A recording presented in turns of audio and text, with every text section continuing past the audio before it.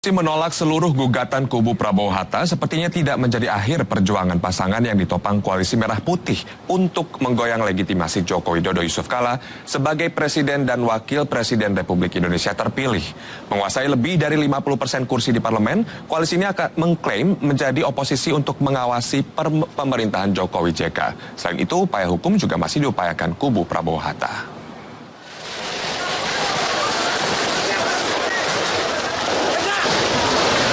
Masih banyak jalan menuju Roma. Ungkapan itu sepertinya cocok menggambarkan kegigihan kubu Prabowo Hatta untuk membatalkan keputusan Komisi Pemilihan Umum yang menetapkan Joko Widodo Yusuf Kala sebagai pemenang Pilpres 2014. Perjuangan kubu Prabowo Hatta lewat jalur konstitusi resmi berakhir usai Mahkamah Konstitusi memutuskan menolak semua gugatan yang diajukan oleh pasangan Capres dan Cawapres nomor urut 1.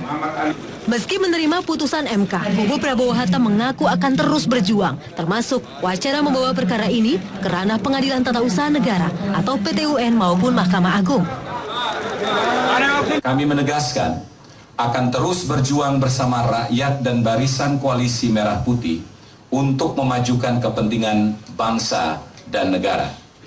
Langkah-langkah hukum lain yang masih berjalan tetap kita kawal, demikian pula langkah-langkah politik ke depan.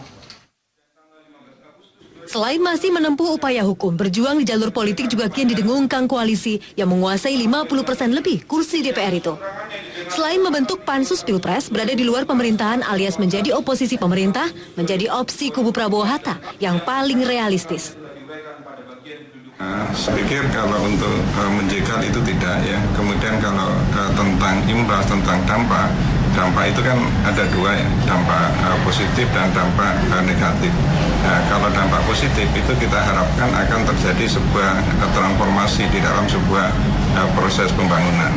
Nah, transformasi itu kan adalah sebuah proses perubahan menuju pada sebuah kondisi yang lebih baik. Keputusan yang dibacakan Majelis Hakim Konstitusi dalam sidang perselisihan hasil pemilihan umum kemarin sekaligus kian melegitimasi keputusan Komisi Pemilihan Umum yang menetapkan Joko Widodo dan Yusuf Kala sebagai Presiden dan Wakil Presiden Republik Indonesia untuk periode 2014-2019. Dalam sistem tata negara Indonesia, tak ada lembaga hukum di atas Mahkamah Konstitusi yang bisa membatalkan putusan lembaga peradilan yang dibentuk di era reformasi itu. Tim Liputan Trans 7.